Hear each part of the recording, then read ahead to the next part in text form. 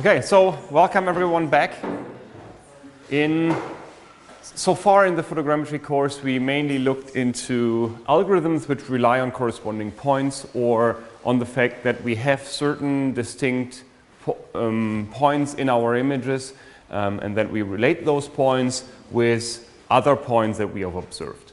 And today I would like to look into a very popular technique called the so-called SIFT features, which is one way to automatically extract those corresponding points.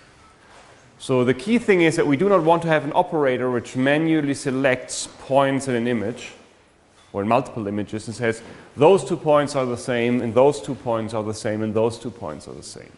So the goal is to automate this process so that we have an algorithm which identifies kind of locally distinct points in our images and then is also able to match images between points between images. So we can see this as, let's say, an extension of the Förstner operator that we have seen in the Photogrammetry I course, which was also a technique to find some locally distinct points. And there we're actually looking into points we can localize well in an image. And we will do something very similar here. And in addition to that, we will also try to find a description of those features, of those points in an image. So if we have, let's say, 100 points found in our image 1, and we have another, let's say, 120 points found in image number 2, do we actually find correspondences between those points? So can we say the point number 10 I identified in the first image corresponds to the point 25 in the second image, for example? So as an illustrating example, you can see those 2 pictures taken of the same scene, but taken from different viewpoints and also during different days. So you can see the sky is slightly changed. There's a construction vehicle standing over here, which is not in the image over here. And you find examples for locally distinct points.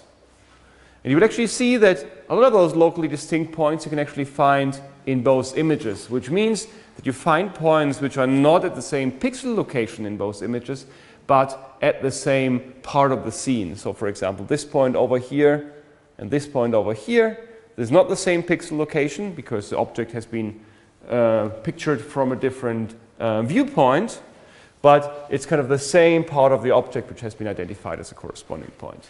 And we have several others as well. We may have the situation that we have some points found in the left image which we haven't found in the right image and the other way around. So it's not a perfect algorithm, but we have those locally distinct points, and the hope is that there's a large overlap between those locally distinct points, so that most of the points we find in this image we also will find in the second image, and vice versa. Of course, there will be some additional points in each of the images which we don't find in the other image, but the goal is to find a potentially large number of those locally distinct points that we then can use for finding correspondences between the images. So this is the key goal for today. And the thing is, we want to distinguish 2 different things. The first thing is a key point, and the second thing is a descriptor. So the key point is kind of the locally distinct point, so the identification of the pixel coordinate of that point. So if you go back, we say at this pixel coordinate, there's a locally distinct point, and if we look for this around this area of the object in the second image, this one over here, we should actually find the same point. So the things which you see labeled here are those key points. So another example is this one over here and this one over here. It's not perfect. So you have this point over here, which you, for example, do not find over here. So there may, for some of the portions of the image, you may not identify those key points in both images. But kind of the location of these guys here, this is what we call the key points. So looking for the locally distinct points. And then for every key point, we want to compute a descriptor. And the descriptor describes this point. Or typically it doesn't only describe the point itself, not just this single pixel, but it describes the local neighborhood around this point. So why is this important? So the key points are those locally distinct points. But what I typically want to do is I want to find a correspondence between the locally distinct points in image number 1 and the locally distinct points in image number 2. And in order to make this matching, especially if they have been taken from substantially different viewpoints, I need to have some description about the points. So the most trivial way would, let's say, take the intensity value of this point. So I have one point which has whatever an intensity value of 100 and a second point which has an intensity value of 200. They are unlikely to correspond to the same point. But just doing this on this intensity value is typically not expressive enough. And therefore, we computed a so-called descriptor which describes or summarizes the local surrounding of this key point. And by comparing those descriptions about the local surrounding of this key point, we want to make our correspondences between both images. So if we have a distinct point in image number 1 and a distinct point in image number 2, we look into their local surrounding and they look the same, then we say this is very likely to be the same key point. Of course, this is not a perfect technique to do that, because if we have repetitive structures in our environment, we may find the same things or two local areas which look the same in the images but which are not the same. The best example is this facade on the other side over here, Nusselde 17. So if your key points are the crosses of these metal bars over there, you look into the local surrounding of the crosses of those metal bars over there, you will actually find a large number of them. And they will all look very similar. I mean, right now we have a reflection in the glass panes over there, so they may be slightly different, but if we wouldn't have this bright sunshine outside at the moment, then all those, the crossings of the metal bars would look more or less the same.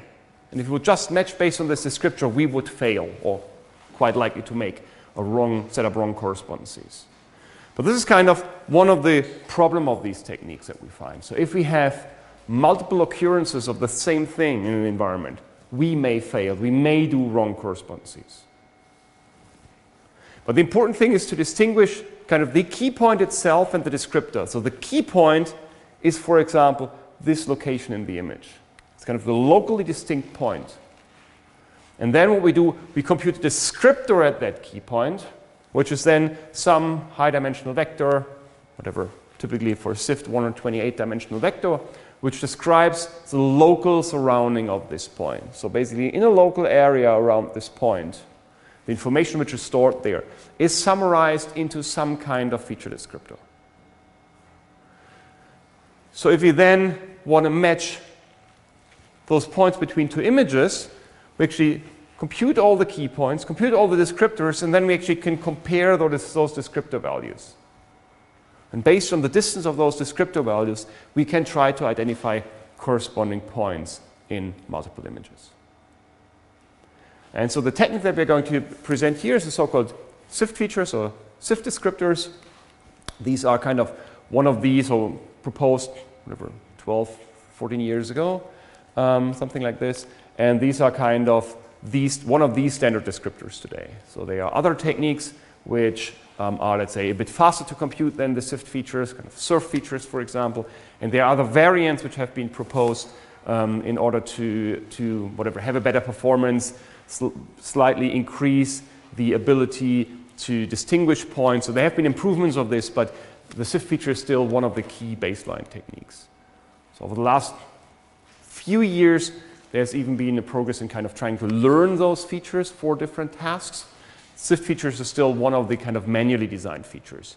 So we're kind of, people are sitting down, how can we describe good features or set up a good feature descriptor. So it's one of the manually designed features, but one of the standard feature descriptor that is used today in a very, very large number of applications. So not only for trying to find correspondences, also for a lot of other different tasks like object recognition, for example. Although there has been a trend in learning those features over the last few years, there's still one of the absolute standard techniques, and every image processing library that you use typically provides you SIFT features or some variant of these SIFT features.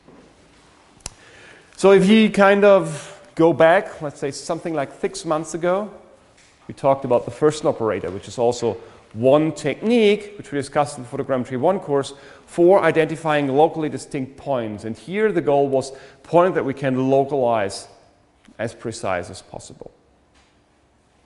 And we had kind of these examples of aerial images where we find a couple of those points we can hopefully localize well in an image. And we're basically looking into the matrix of the normal equation, especially to the eigenvalues of those guys, in order to find those points which I can localize well.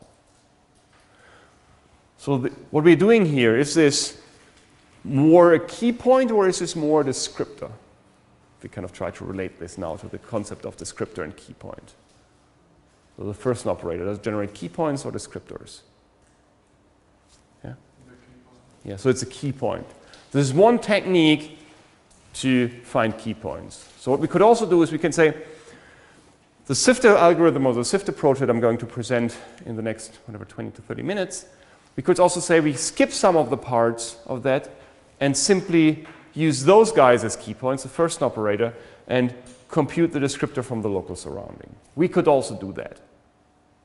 So there's kind of, we can distinguish between the key point detection and the description, but typically if you apply your standard library, it does kind of both things, as it was proposed by Lua, the guy who developed those features in one go. But you could also say, I take these kinds of interest points because I like them more, or key points, and then compute the descriptor around those key points. There's nothing which prevents you from that.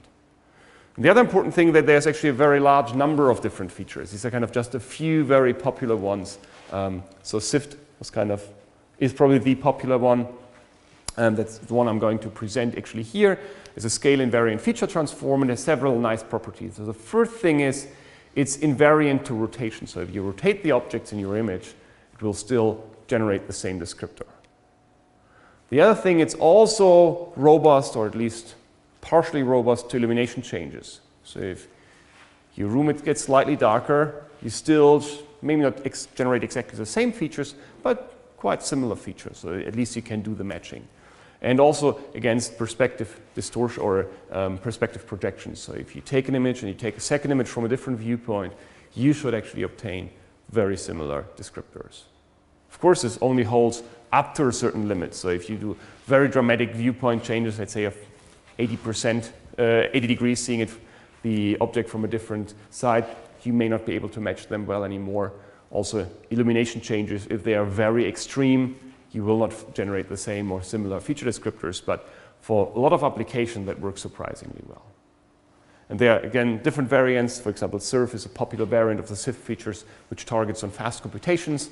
Therefore, a lot of approaches turn to use SIRF if kind of the speed matters in which you can extract those points. And there are a large number of different techniques to do that. And we just take one technique, the SIFT features, as an example for those features. And there's kind of a full zoo of different types of features for different applications, for different sensors, which you may consider if you set up an application where you need corresponding points. So the key point was kind of the task for look something which is locally distinct. Why do we want to have something which is locally distinct? Why maybe we are interested in finding locally distinct points? What's the point of looking for local distinction? Any ideas?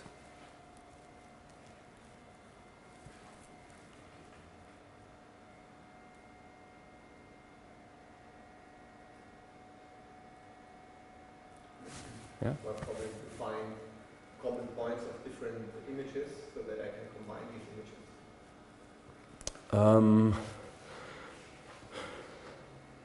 So I wouldn't talk really about combining images because it's not necessarily the task. So the key thing is, but what is true, want to find the same points, or hopefully the same points, in different images of the same scene.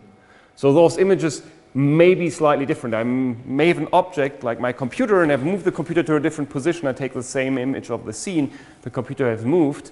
I want to say I still want to detect the features on the computer, although it's kind of globally at a different location, but it still looks locally distinct because it's kind of the appearance of the object itself.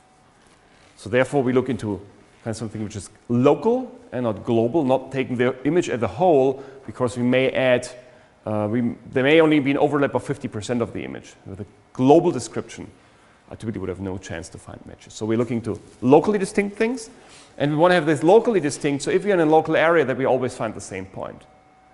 And therefore, for example, if you have an area which is just a large white wall, it's very unlikely to find good key points there, because no part of the wall is kind of distinct with respect to the same point 20 centimeters to the right, if you picture this white wall over there. So if it's completely white, there's nothing which makes it distinct. So if you have a point and you want to find the same point in a second image, it's very, very hard to do that. And therefore, we're looking to locally distinct points. So how to obtain those locally distinct points? Again, the Förstner operator is one technique to do that. And there are also other techniques, and this is kind of the idea which is based on something which is called the difference of Gaussians in order to find those points. So it's basically a three-step procedure. And the first thing I do, I take my image and I kind of smooth my image with a Gaussian kernel. And actually, let's say I make a copy, let's say copy the image 8 times, and I smooth the image with different Gaussian kernels of different size. So some of the images have a very small smoothing, and some may be very extremely or strongly smoothed. What I then do, I take pairs of those images and I compare them, pixel by pixel. Could be the difference image between those images smoothed with the Gaussian kernel. So what do you think pops up if I compute those differences? So I take one image which I, let's say, don't smooth at all, and one which I smooth, and I do a pixel-wise comparison of those images.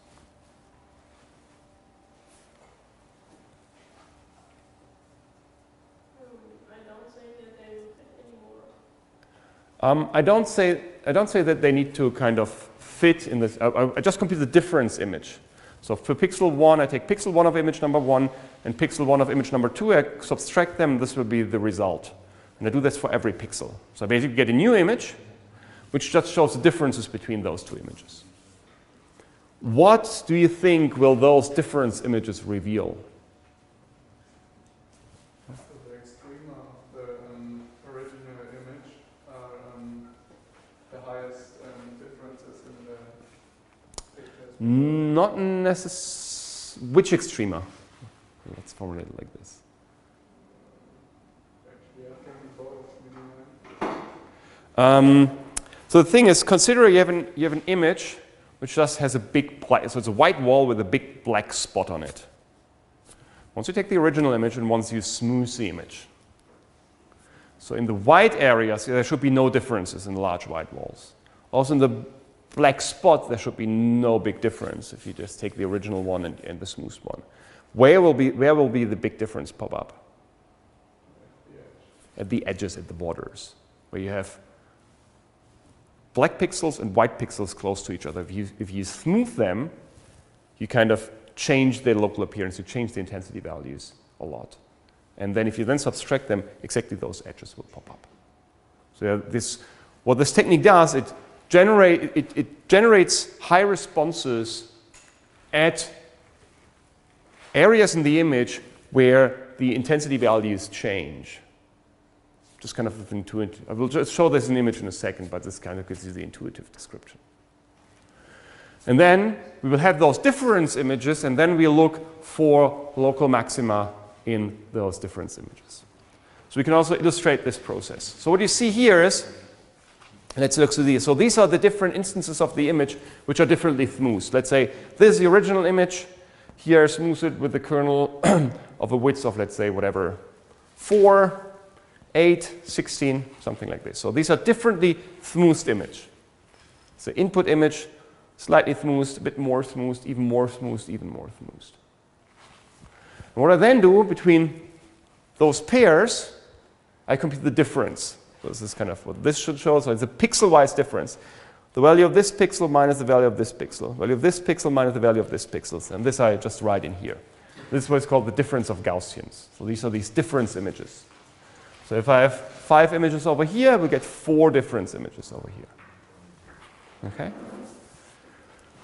So I said now I also want to be kind of robust in this description with respect to viewpoint changes. So if I picture you, let's say the audience here, and then I step back a couple of meters and take the same picture, then you will appear smaller, right, in the second image because I'm simply further away.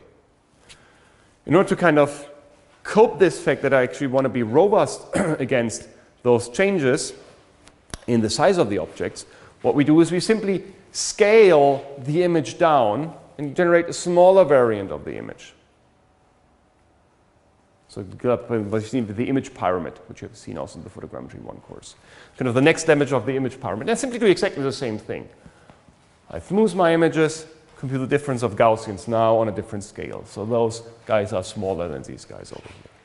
And I can simply do this over several different sizes of the image. What I then do, I basically just walk through these scales and look for extrema points. So just take the points. So this point over here, for example, I compare it to all the neighboring pixels in the same difference of Gaussians and also with the neighbors and look for locally distinct points. I just take extrema in these scales, and those are the things I want to pop up. Okay, so here's an example. So this is an original image. What I now do, so this is kind of corresponds to this image over here. So I generate differently blurred versions of the image and subtract them. And these are actually, this is one example for such a response. You can directly see the effect. So in areas which more or less take the same color like this one over here, you can't see anything. So the difference is basically zero, close to zero in the image. In areas where you have strong gradients like here or here, so difference in neighboring intensity values, you will actually get high responses over here. So there's one technique for generating, for letting edges or other areas in the image where you have strong changes in the intensity values pop up. And we do that at different scales, also at different sizes of the image. And simply look, where do we get the extrema, the maximum values? And we say those are kind of locally distinct points. So again, an example of those differently blurred images. So there's the original image, and then taking the image at different levels of blur. What I do is basically say, I take this image, and I compute the difference pixel-wise. I compute the difference between those two, the difference between those, between those two, between those two, and between those two. This gives me my difference images. And then I simply say, where do I have the biggest differences that pop up? So this is the only thing that I do here. What this actually does, it acts as a bandpass filter. So we look into different frequencies in the images, and if we subtract them, what we actually do is we maintain the frequency which lies between those differently smoothed images and kind of filter out all the others. So we basically use this to filter out the high frequencies, so those which are outside the borders, and it's basically a bandpass filter, so that we keep only the frequencies which are between those differently blurred images. So different structures will pop up. So between the images which are just where we have a small smoothing, more fine-grained structures will pop up. If I compare those two images, only very large difference will pop up. So you can see we will have differences over here. So kind of the sky could be extracted, for example, as a very large difference, but not kind of the local patterns of those buildings. So, but the key thing that we are doing is we generate versions of differently smoothed images at different sizes of those images. So we did the large image, that's an image half of the size, quarter of the size, and so on. And then we compute all those difference images and simply look for the extreme values in there. And this is the way how we extract those key points. So differently smoothed images, different sizes of the images, compute all the difference images, and then look for the extrema in those points. That's what we do in order to localize, to find locally distinct points. So there's one thing we experience. Little thing, edges, or something which are sometimes nice, sometimes we want to extract edges, sometimes edges can also be a bit problematic. So we said we want to have points which are locally distinct. And if we have a perfect, sharp, straight edge, what's the problem with such an edge? If we are looking into locally distinct points, we want to be able to re-identify. Yeah. Two-dimensional. What do you mean with it's two-dimensional? Well, I can very exact. I can localize it exactly in one dimension, but not in the second. Yes. So exactly that's the point. So we can perfectly localize in one direction of the edge, but not along the edge. So we can actually slide along the edge. It's a straight line edge, and all the local areas will look perfectly identical. So we may find the edge, but we do not know where we are on that edge.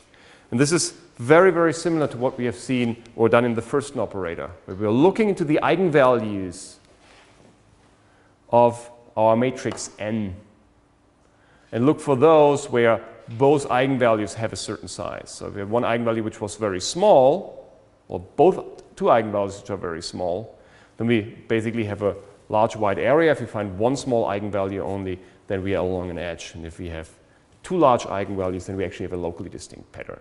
We use this to suppress some of the maxima which cannot be localized well. And the SIFT operator does something from the idea exactly the same thing. So we also look into the Hessian of the system, we look into the eigenvalues, and we take only those locations where we have two large eigenvalues. Because if we would have only one large eigenvalue, then we would actually could slide along an edge. It's more or less the same thing that the Förstner operator does. Because it's the same idea. We want to localize points well in our image. So it's very related to the Förstner operator. What's happening here, the only thing is that we compute this based on the difference of Gaussian, and we do that on different scales, but the maximum suppression in the end is more or less the same thing. The thing is, what we do is we kind of maintain corners, or we obtain points which are locally distinct and not straight line edges where we could actually slide along these straight line edges. Okay, so the key points are done now.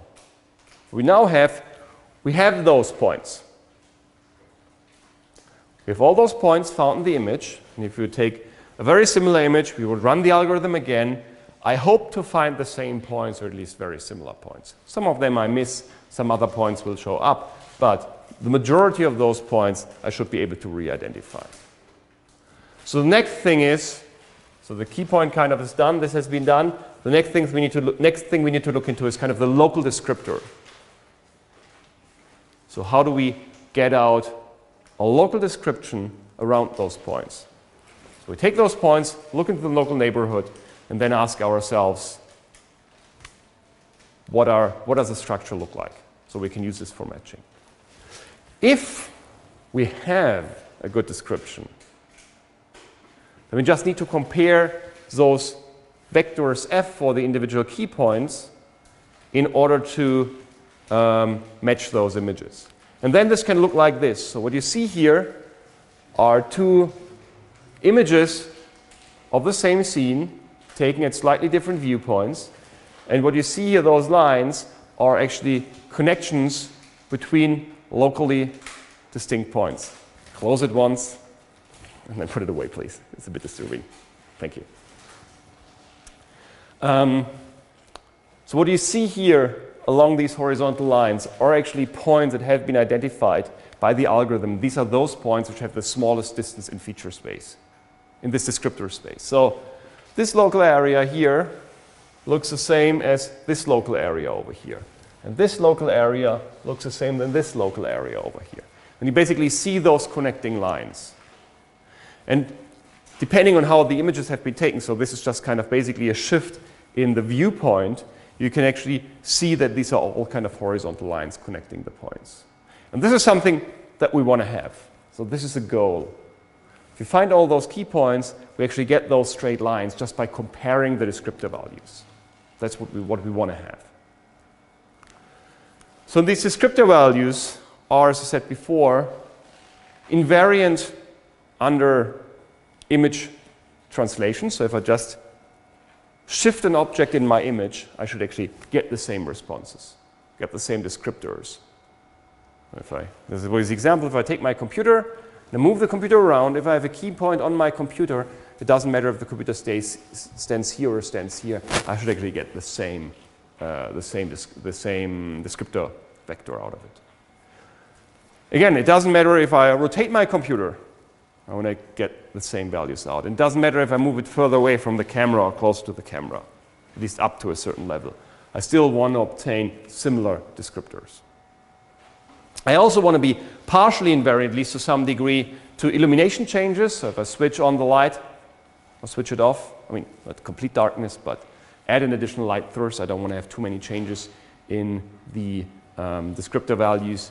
And this would also hold for fine transformations or projections. So if I just change the viewpoint of my camera, or even may take a slightly different camera with a slightly different lens, I still want to be able to match those points. Not perfectly, they are very likely to have larger distances if I change those parameters, but let's say if I take an image, move 10 degrees, shift the camera, rotate the camera by 10 degrees and move a little bit to the side, I still want to be able to find those correspondences very well.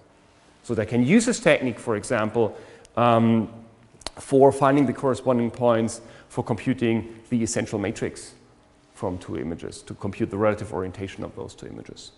Or for in performing bundle adjustment. I want to use such an algorithm to extract a large number of features so that I can then obtain the 3D location of those points. So if I go back, if I would run a bundle adjustment based on these descriptors for all those points which you can see matched here, I should in the end obtain the 3D location of those points in the scene, which is at least some 3D information about the scene. It's not dense. I don't have that for every pixel, but for all of the points over here. Okay, so how is this done? So the SIFT features, what they do is they come up with these kind of 4 values over here, or 4 elements over here, where this is the actual feature descriptor F. The P is the location of the key point in the image. It basically tells me the pixel coordinate where the key point is in my image. This S tells me something about the scale. So on which level of my image pyramid do I find the maximum? Does this location correspond to? So I have this scale information. I can exploit it, but the key thing is that this feature vector should be independent from that scale. So if I compare those feature vectors, I can find them. But I still have some information about the scale. And the same for the orientation. If I kind of rotate the image by 90 degrees, do the same computations, I want to actually obtain the same descriptor values for the key points, but I know that they are rotated. So kind of these 3 elements here tell me something about the key points in the image, and this one tells me it should be the invariant descriptor, which I then can use for matching. So if I run the SIFT algorithm, I will get actually a list of those 4 elements. So for key point number 1, for key point number 2, 3, 4, 5, and so on. So the first 3 are viewpoint dependent, and the feature descriptor should be independent of my viewpoint, or largely independent of the viewpoint. So what should be encoded in this viewpoint? We said it should be independent, or largely independent of the exact viewpoints. It should be independent of illumination changes, rotation, and scale. One of the things which are well suited for that are actually looking to the gradients, or especially the distribution over gradients in my image. This is exactly what the SIFT feature descriptor does. So it looks into the individual gradients that appear in the local neighborhood of an interest point. So we selected also those interest points so that the eigenvalues of the Hessian are both large. So there will be gradients in there, actually in both directions of the image.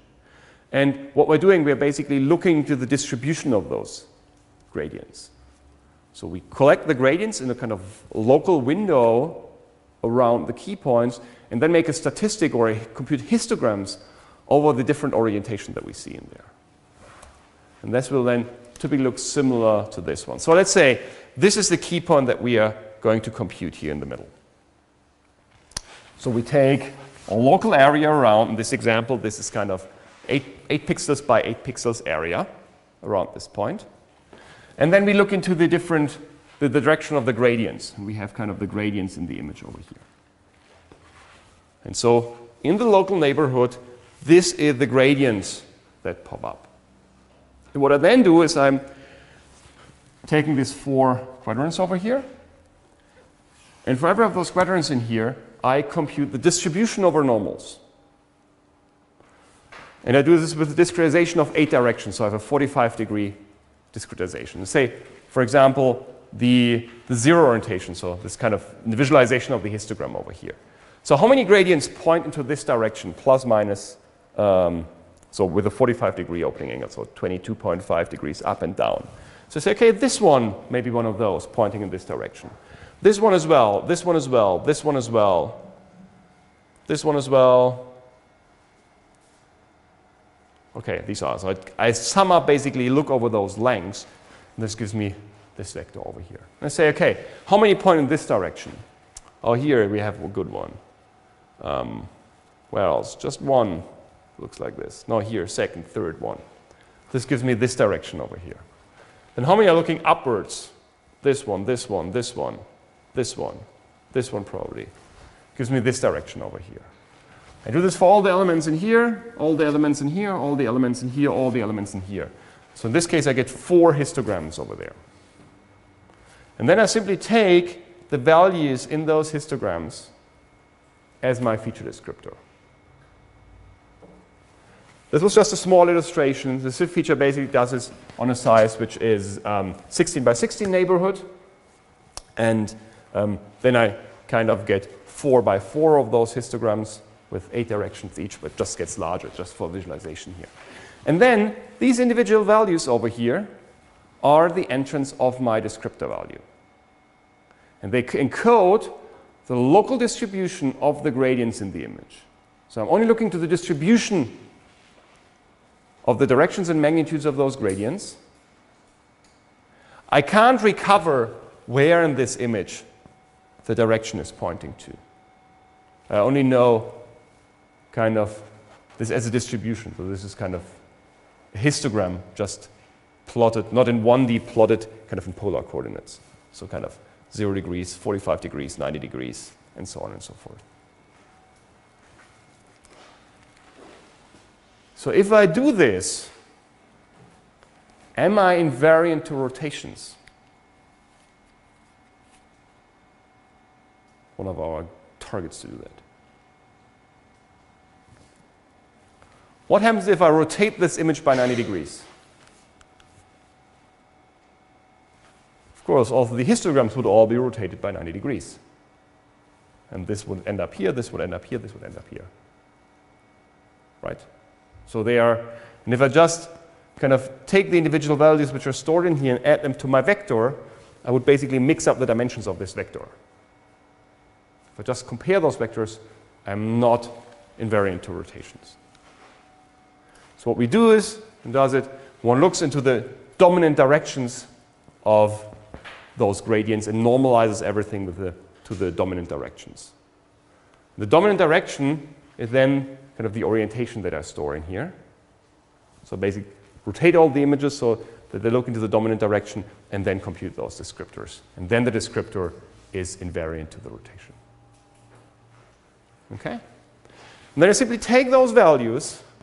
So this, I say, this is the first dimension of the vector, second dimension of the vector, third, fourth, fifth, sixth, 7, 8, 9, 10, 11, 12, 13, 14, 15, 16.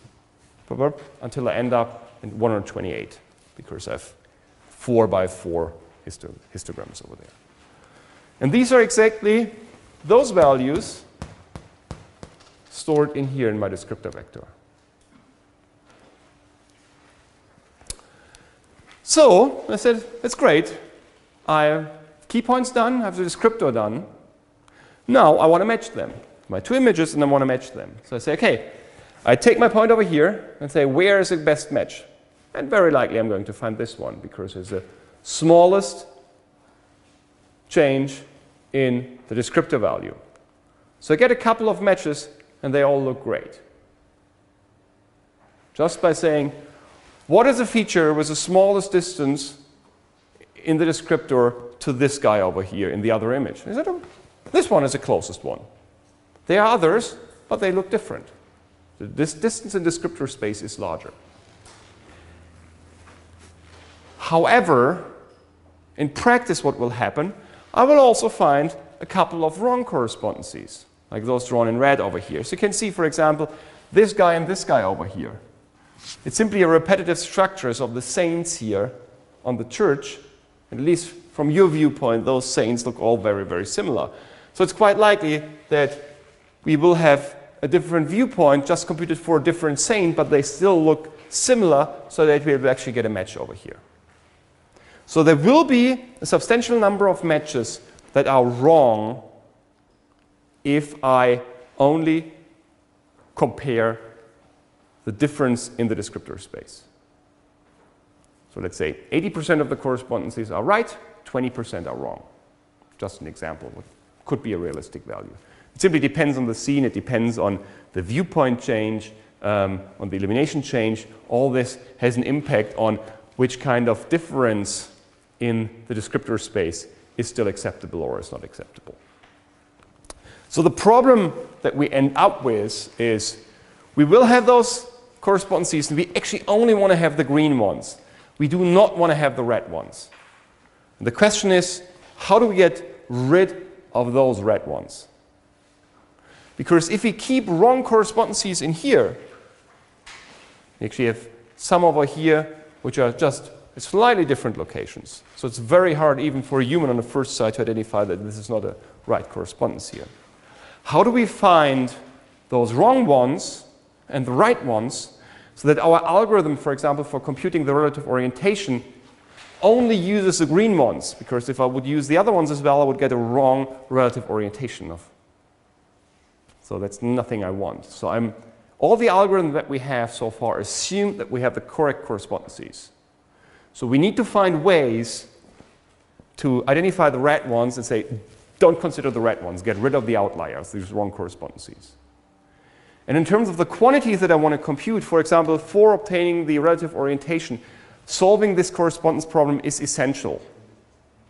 And it's very important for us that we identify the outliers in order to come up with the right solution. If we have 20% outliers in our data set, it's quite likely that we will not obtain the right relative orientation. This doesn't only hold for the relative orientation, holds for bundle adjustment as well, or for a very, very large number of different techniques. That we can only solve that well if we're able to identify the outliers and concentrate on the inliers and do our computations based on the inliers only. And that's something that we will address in the next 45 minutes to look into an algorithm, which is a so-called RANSAC algorithm, which tries to separate the set that we have here in inliers and outliers. So tries to label those points, those are the green ones and those are the red ones. But we then can drop the red ones and do all the computations only based on the green ones. Before we're doing that, we'll make a 5-minute break, and then we're going to continue with the RANSAC algorithm. Thanks. So I would like to now continue and introduce the RANSAC algorithm, or random sample consensus, which is a standard technique for solving different types of problems in the context of outliers. So what we typically need to do is we need to know something that we want to compute. For example, if we have our two images and we want to compute the relative orientation. So what we assume to know that we have an algorithm which from a few corresponding points can compute this relative orientation. So this can be seen as our model. So we want to compute the relative orientation from those corresponding points. We also have those corresponding points given, but we have a certain fraction of outliers in there. Let's say 30% outliers in the corresponding points. So the question is, how can we identify which points are outliers and which points are inliers? So this is kind of the key problem that we want to solve.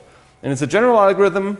It's actually not too old, although it's rather simplistic, or not really simplistic, but very, very easy to understand and actually very intuitive.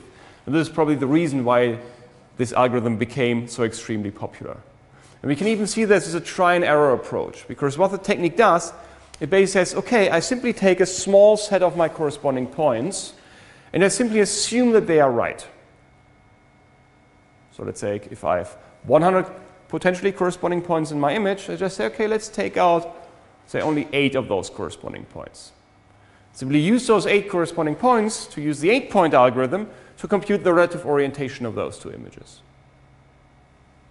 And then I take all the other 100 minus 8, so 92 points, and say, how consistent are those points actually with this relative orientation? So is assuming this relative orientation, is there a consistency between those points? If this is the case, say, oh, that's good. I have a lot of points which are consistent with this estimate of the relative orientation done from a small number of points. And then I simply repeat the process. Okay, simply take another set of 8 of those 8 points, compute the relative orientation, and see how many points are consistent with this estimate. So I generate a very, very large number of relative orientations and simply evaluate them by how many other points are consistent with this estimate. So what he says, the goal is to try to find the best partition of points, so separating them in inliers and outliers, and find the best set of inliers and outliers, and then use in the end only the inliers to compute the thing that I want to compute. And the algorithm is very simple in the sense that it has 3 steps, and they're all actually very, very simple. The first thing is we just sample from our data points. So for us, the data points would be the correspondences. We just sample a couple of them randomly. So we have 100 of those corresponding points. Let's sample out 8 randomly. Step number 1 done. In step number 2, we compute the model parameters based on those sampled points. So the model parameters for us would be the relative orientation. So I have an assumption about how my camera moved, not how my camera moved, how my camera is described. For example, I have a calibrated camera, I have 2 images, and now I want to compute the parameters of this relative orientation. And I compute the parameters of this relative orientation, so I basically compute the essential matrix, based on these 8 corresponding points that I have. So this is step number 2. So for the step number 2, I need to know what I want to compute. For example, the relative orientation from corresponding points. And I need to have an algorithm at hand which can do those computations. For example, the 8-point algorithm that we discussed. And then the third thing is I kind of score the remaining points. So I take all the points which I have not used for my computations. So I ignore those 8 points which I've sampled. I take all the other points and simply count how many of those points would be inliers and how many would be outliers, given the relative orientation. And I simply repeat this process very, very often and keep the model which has the highest number of inliers. So I have the highest number of points which are consistent with my computations. Let's do this on a very simple example. So I have data points in the 2D space, and I want to fit a line through those points. So my model is, I have a line. The question is, where is a line over here? Assuming that I have a large number of outliers in here. So the first thing I do is I just so how many points do I need in order to fit a line through, to define a line given points the line should pass through? 2. So what I do, I just sample 2 points from this data set and compute a line based on those 2 points. Okay, so I randomly sample 2 points. Let's say I sample those 2 points over here. What I do is I fit a line through those, or define a line through those points, which is this one over here. Step number 2 already done. Step number 3 is simply how many points are consistent or would be inliers, given that this is a line. So I assume to have some noise, let's say, in how I acquired those points. So it's maybe a distance d I may allow, or delta I may allow from my model. So I would say all the points which are labeled blue are inliers and the red ones are outliers. And I simply count the number of inliers. So it would end up in 4. 1, 2, 3, and 4, because those 2 points lie between this margin over here. So I say, okay, given that this is a model, I have 4 points which support this hypothesis. And then I repeat the process over and over and over and over again. At some point in time, I may sample those 2 points over here, fit a line through this, check the distance through this line. I may find a larger number, 12. It's okay, oh no, 12 is my best estimate. Now simply repeat this process for a certain number of times, and then at one point in time I say, what's the best model I've found so far? Best in the sense of that it can be, or explains most of the data points as inliers. I say, okay, this seems to be my best model, and then I basically can do fitting a line using all those points, for example, using a least squares fit as a final step, because then I said everything which is blue is an inlier, and those guys here are outliers. And this is a technique which I can not only use for fitting lines, but for doing all different types of things. For example, I have a camera, I take 2 images, image number 1 and image number 2, on a platform which is moving, and I want to estimate the movement of the camera given those 2 images. And I found corresponding points, for example, through SIFT features. And I have, so this part corresponds to this part in the image, this part to this part, this part to this part, this part to this part, this part to this part. That's what my algorithm says. So everything which is colored in white here is actually correct. And those which are colored in red here are actually wrong.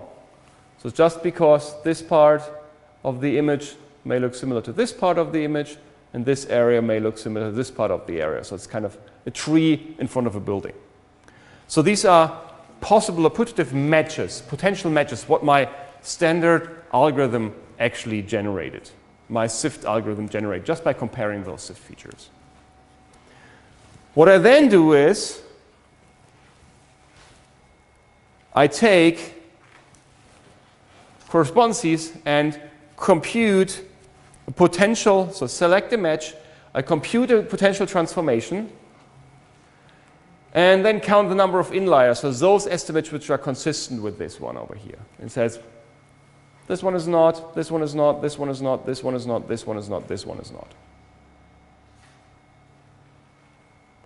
Okay, simply select another one. It says select this one. See how many are consistent with this movement. It's okay, oh, 1, 2, 3, 4 are inliers, and those 2 are outliers. Simply repeat this process over and over and over again, so that in the end I say I take the one which has the best support, which is then the movement along this direction. And again, can use this for other different tasks. For example, if I take multiple images and want to stick them together to a panorama. So you take images, multiple images, you want to stitch them together to a panorama. You can actually use the same algorithm. You can say, okay, these are my 2 images, so it's a simple panorama for 2 images. I compute my SIFT features. I get those interest points over here. And then I compute matches based on the descriptor difference, like those guys over here. So these are my potential matches. You can see some of them actually look quite good over here. Some of them are completely weird, like this one over here. That's just because the local structure here simply looks similar than the local structure over there. So what I can do is I simply select the minimum number of those connecting lines that I need in order to compute how are the images aligned with each other, compute the image alignment, and see how many of those points would then overlap. So what I do is, I hypothesize a transformation, which I compute, let's say, based on these 3 correspondences. Take the 3 correspondences and say, okay, how should I shift and rotate the image so that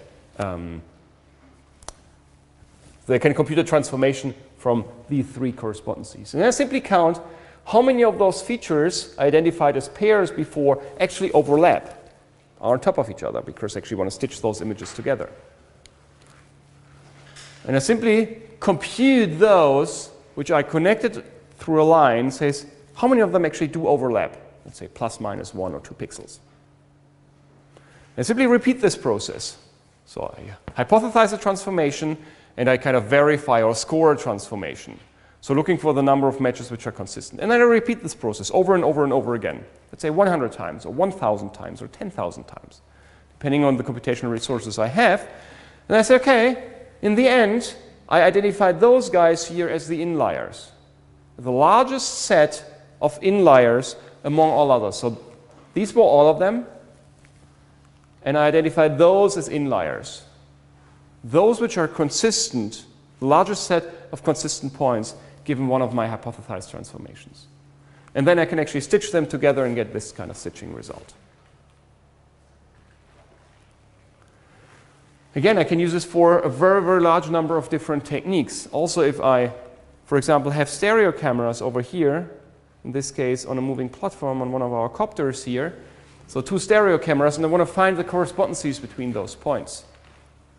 What I basically do is I try to, you've seen this video when we are computing the relative orientation. But in order to make those correspondences, say that this is a feature with a certain ID and it pops up corresponds to this feature with a certain ID. In order to make this correspondency between images, you can use techniques such as RANSAC to say those are right correspondences and maybe other correspondences on that tree, because I mean this tree looks very similar, has very cluttery structures over here, basically all trees seen from above. You may find a lot of matches between this area here and this area over here, basically random matches between the leaves of the tree. But as soon as there are a large number of random ones and a subset of them which are right and consistent ones, the set of mutually consistent correct correspondences is larger than all the kind of these random alignments that actually can find the correct corresponding points. Other things where this pops up, if you have an aerial laser scanner, say laser scanner on an airplane, you want to measure the distance to the ground, you want to estimate the ground plane. There are a couple of points which have been reflected from trees, from houses, from other objects, but you're interested in actually finding the ground plane. So you're basically hypothesizing a plane, or in this example now just a line because it's just a 1D illustration, and find the largest set of points which are consistent with one estimate of a line, and you may actually end up with this line as the largest set of inliers that would describe a line in this type of environment. So to kind of summarize this idea of the RANSAC algorithm, it's a very general algorithm, and the only thing it does in these 3 steps is first, it samples a certain number of points, data points. These data points are in our case correspondences between images, between feature points. These are possible data samples that I have, and this is a data set I want to separate into inliers and outliers. And I sample, let's say, S of those data points. And this number S is not random. This S is typically the number of data points that I need in order to compute the model parameters. So the relative orientation, the translation of these images, how they are stitched together. So for example, if I use, for computing the relative orientation, I use the 8-point algorithm. I need 8 points in order to do this computation. So I will sample 8 points and not more, because my assumption is that these are the points which are in this step of the loop, that these are all inliers. I compute my model parameters and then say how many of the other correspondences are in line with the parameters that I estimated. So for example, again going back to this example here, you can see it quite nicely. I have all those correspondences. I can now hypothesize a transformation, and how many of those arrows would actually have a 0 length or close to 0 length, because this means they would be overlapping. And I try different transformations until I find only those as the largest set of them which, if I transform my images, they would actually have a length of 0, and this exactly happens if I do this transformation. So I try to find the largest number of inliers given this hypothesized transformation. Simply repeat this process t times. The question is, how large should t be? In the end, I will take these set of points, which are the largest group of mutually consistent inliers, and say those are my inliers, all the other points are outliers, And then I can compute my final model only based on those inliers with my final algorithm. Okay? So the parameter S, how many points I sample, is kind of given by the algorithm that I'm using for computing the parameters of my model. What is not specified is kind of T. How often should I repeat this process? And there's a next thing we actually want to look into. How many of trials do we actually need to compute, come up with the right solution? And this actually depends, obviously, on the number of inliers and outliers that I have. So let's say on the ratio of the outlier ratio. If I have 0 outliers, I just need to sample once and I have my result. If I have a very large outlier ratio, I may need a lot of trials because the assumption is that in these S points that I sample, they are outlier free. It's kind of the assumption of RANSAC. These S points that I sample, at least one of the groups that I sample, they must be outlier free. So I have a number of samples S which is given, and I assume to know, at least have an estimate of my outlier ratio E. So the percentage of outliers that I have in my data set. Let's say 10%, 20%. The important thing is for computing T's, I should not underestimate this value E. I don't need to know the exact numbers. So what I want to get now is, how many trials do we need in order to find the correct inlier set? How many trials do I need? Any ideas? Can I even answer that question? Why should I be unable to answer this question? I don't think you can say generally how many tries you need because it's dependent on how many gauges you have. Okay, so in the worst case, I could try all combinations, all subsets of size S of the whole data points, which is really pretty large. Really, I don't want to do that. So I cannot answer this question in general, how much do I need to guarantee to find only inliers? But what I can do is say, okay, let's say I want to have a success probability of 99.9%. How many do I need then? So if in 99.9% of the cases, I want to find the right set of inliers, how many trials do I actually need? So what is the probability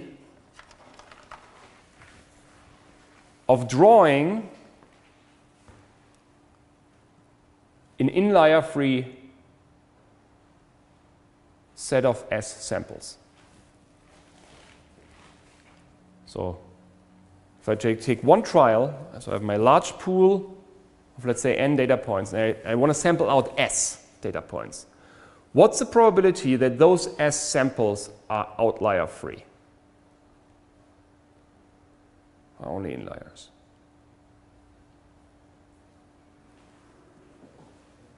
Let's make it even simpler. I just want to draw one point.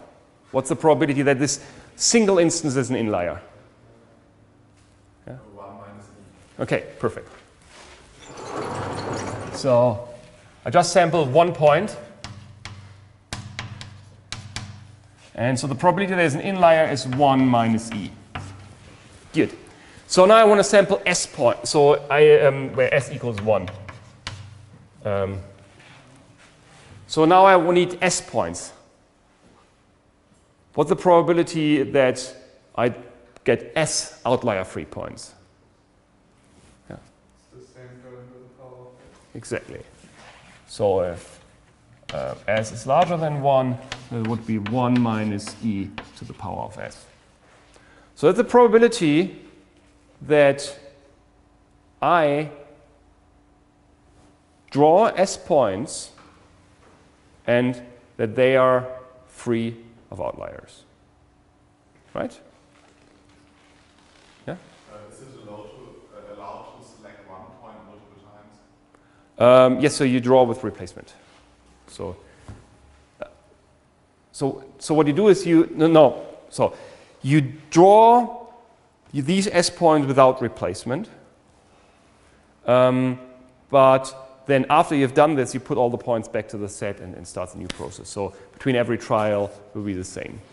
Because you don't select one time multiple times. Okay, yeah, okay, so that's true. So assume typically we have a large number of, a large data pool of data points. So, but by taking one point out, you of course may change the outlier ratio of the remaining points, but for that you would actually need to know if this is an inlier or an outlier, which you typically don't know. So the probability of drawing S points which are inliers is exactly this. So what's the probability of failing to do that? So this is my probability P. This is P.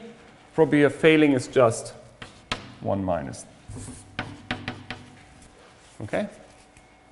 So the probability of fail. We want to fail that. Okay, then we end up here. This is the probability of failing once. So do not select only inlier. So at least one outlier is there. So this is a probability that I do not select only inliers. So this is kind of my failure case. If I just want to draw once, this is a probability of failing. Okay, now I said, okay, now I want to do this t times because I want to repeat this process. So there's a parameter for my for loop through which I do the iterations. So what's the probability actually of failing t times?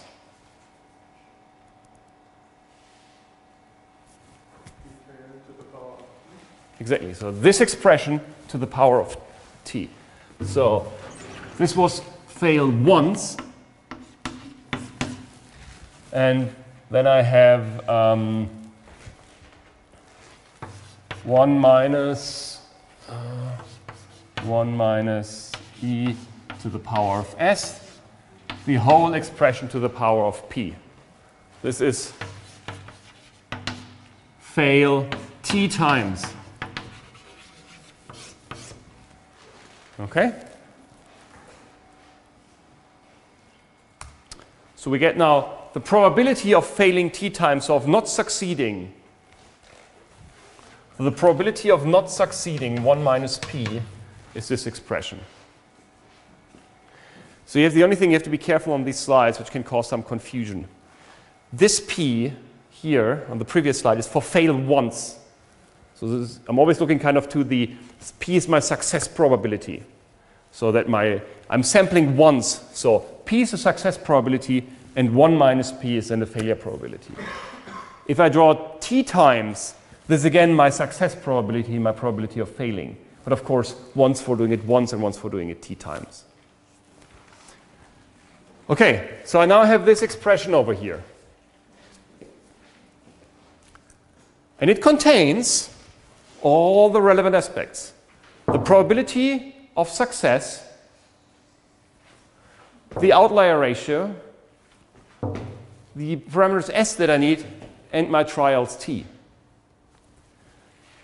E is given, s is given, t is what I want to know, and p is something I want to specify. These are my 99% that I want to have. What I now can do is I can say, okay, given I want to have a 99.9 or 99.99999% success probability, I can put this p in here, and then the only thing I need to do, I need to solve with respect to t, and then I have my expression over here. So what do I need to do to solve this expression with respect to t? Next step. Computing the logarithm of it. Log 1 minus p is t times log 1 minus e to the power of s. And then I just take this, divide through this expression, and I get my value of t. This, what the outcome will be, the minimum number of trials that I need in order to obtain my success probability. So if I say, if I want to have a 99.9% success probability, this is the minimum value for t that I obtain. So this thing's also on the slide. This expression, compute the logarithm of it, and then divide by this expression over here. And this is so the final result that I have. So given a given outlier ratio, a given S, because S is defined by the algorithm that I need to put into, I can specify my success probability, and then I can obtain T as the minimum number of trials I need to execute in order to end up at this success probability. Okay? So if you look to this expression, what seems to be a key factor in there?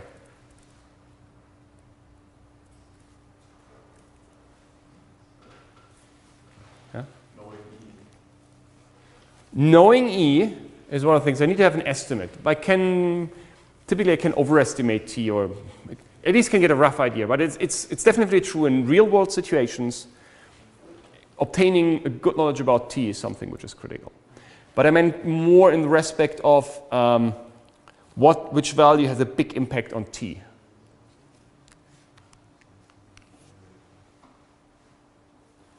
So this exponent over here, the power of S. So the larger S gets down here, the more critical, the larger this value T will get dramatically.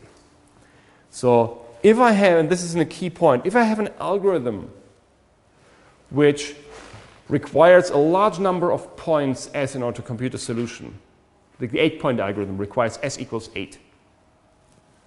I need to have a lot of trials in order to come up with the right inlier set.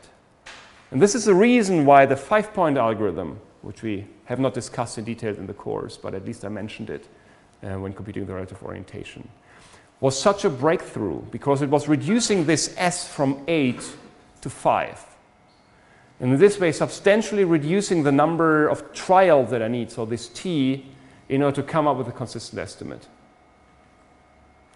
So it's key to have algorithms where S is small. So S equals 30 or 40 is a disaster for RANSAC algorithms. S equals 20 can even be hard if the outlier ratio is high. S equals 8 is kind of acceptable. S equals 5, it starts to get good. And S equals 2 or 3 is a piece of cake. I actually just did a small example over here. You can see that. Okay, so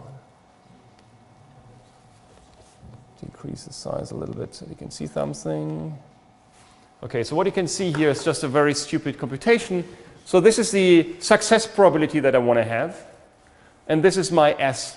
So I need only 2 parameters, 3, 4, 5, 10, 15, 20. And I have my outlier ratio down here.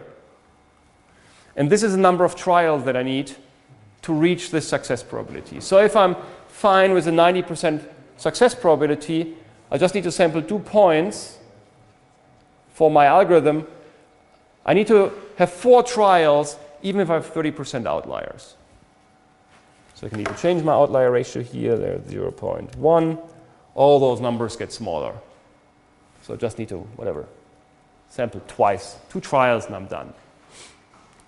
If I need a large number of data points for doing my computation, let's say I want to have a 99.9% success probability, and I have 20 parameters, I need to have at least 45 trials if I have an outlier ratio of 0.1. And it gets worse and worse and worse if I increase this value. So 0.2, this value bumps up to nearly 600 over there. Because just the probability of drawing a set of 20 inliers gets so much smaller the higher the outlier ratio gets. And I can increase this here, 0.3. So I need already 10,000 or 9,000 trials approximately to come up with good values. So the higher the outlier ratio gets, and if you have whatever 60% outliers, it gets really, really bad. While if you have an algorithm which only needs to fit a line, needs 2 parameters, although if you have 60% outliers in your data case, you only need 40 trials to succeed in 99.9% of the cases. So really, the larger S gets, the worse the more trials you need. And this, of course, is an increase in runtime of your algorithm. So reducing S, keeping S small is really a key thing. And even if you get really high outlier rates, so 80% of the data points are outliers. A line you can still easily fit 170 trials is nothing. Whatever. 6 to the power of 14, to 10 to the power of 14 is something that you don't want to do. So just to give you an idea that, of course, the outlier ratio matters, but you are always interested in finding an algorithm with a small s. Okay?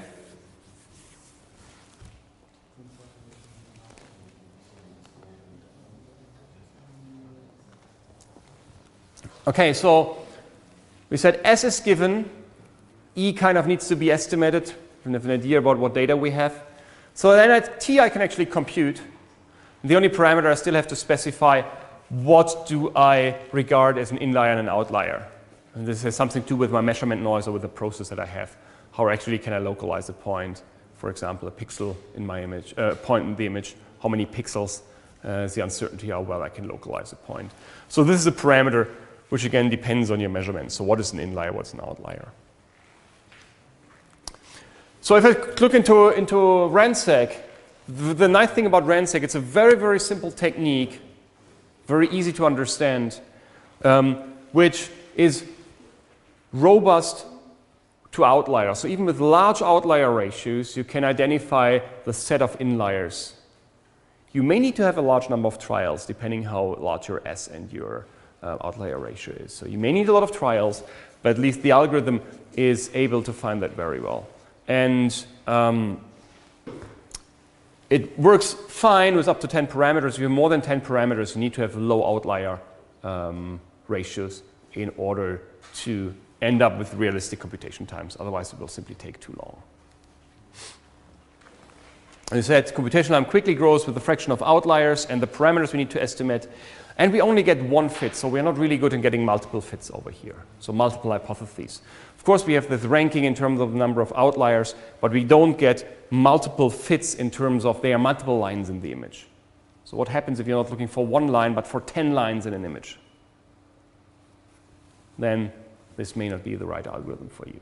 But if you have only one fit, for example, computing the relative orientation, because there's only one relative orientation between two images, then this is your algorithm of choice.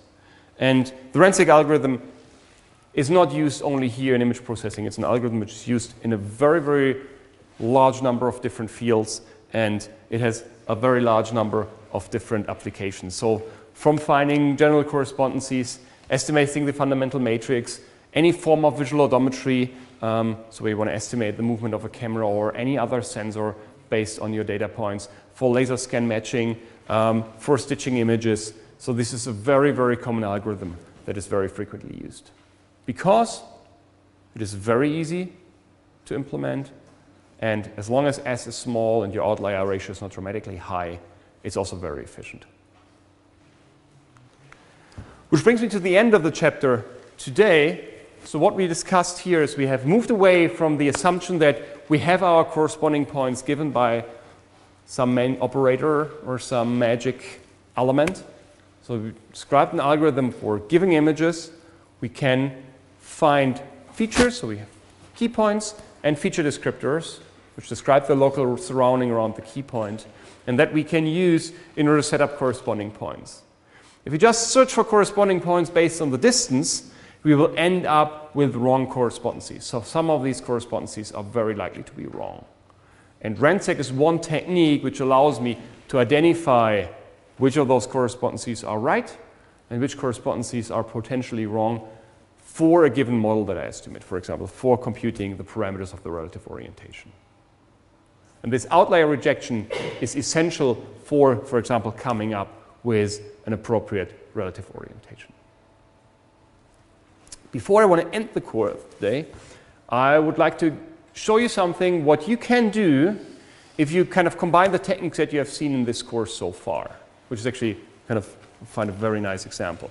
So if you're able to find corresponding points between multiple images, if you're able to compute the relative orientation of images, if you can do bundle adjustment of combining images. And this is one thing released around, also now nearly 10 years ago. Is something, who has seen phototourism or knows phototourism? Okay, so it's an approach developed by people from University of Washington and Microsoft Research.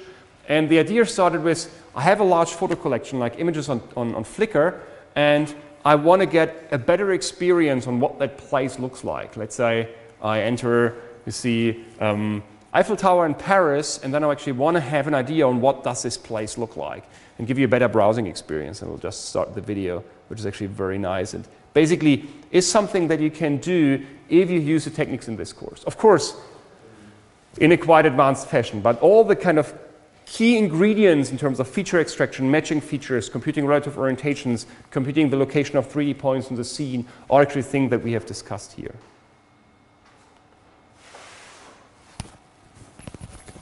Photo sharing websites such as Flickr have accumulated thousands of photos of the world's famous sites, like so these you of have the a lot of Thrun fountain. sites here. However, of the images. usual flat image browsing tools don't give a good sense of how all the photos are related. Phototourism lets you step into the photos and explore them in a much richer way. Our system takes a set of photos like these from the internet, automatically builds a model of the scene, and creates an immersive browsing experience. In this work, we'll take you around the world, from Rome to Paris,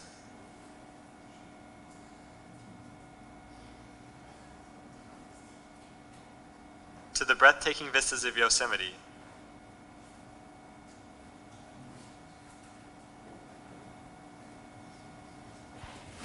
Okay, so what you have seen here, if you go back to the individual elements of the, so it was kind of basically just taking random images from Flickr. Of course, there are some information stored, for example, in the EXIF tags about the focal length, so some information is given about those images. Okay, so what you see here is actually a 3D reconstruction of the scene. So what you see here, these are all the feature points extracted with SIFT or some similar technique from the individual images. And these are the viewpoints of the individual cameras, which you see down here. And so by then taking one image and kind of selecting in an area in that image, it knows which of the points you see if you select an area in the image. And then you can say, oh, which of the other images here actually see the same thing. And then you can do all these nice blending effects, blend one over the other, zoom in, zoom out. And just by selecting different images, so if you select this area over here and then zoom out, it simply says, okay, which image camera do I have which sees something larger, and then can zoom into this camera. And as you know the different viewpoints, you can actually do the right rectification of those images so that you have this kind of smooth effect of blending into scenes. And the interesting thing is here that just by downloading images from an image database, taking with different cameras under different conditions, you're actually able to get an idea about the 3D structure of the scene, which is something which is quite remarkable from my point of view. Of course, you will have outliers in those data sets, so not everything is perfect. You don't have a 100% perfect match, but it works surprisingly well, and you can use this actually as an interactive tool to browse through your photo collections or through the photo collections where you have a lot of images taken from the same place. It was just kind of as giving you an idea what you can do with the technique that we have presented, basically finding correspondences between images and being able, based on these correspondences, infer what you know about the geometry of the scene. So you can estimate 3D geometry, and this 3D geometry can then actually feed back, for example, for providing a better user experience or for obtaining 3D models of the whole scene. That's it from my side. Thank you very much for the attention, and we see each other next week. And now at least we solved this issue, what I said always in the course, assume you have correspondences given. Now at least you know how to do that. Thank you very much.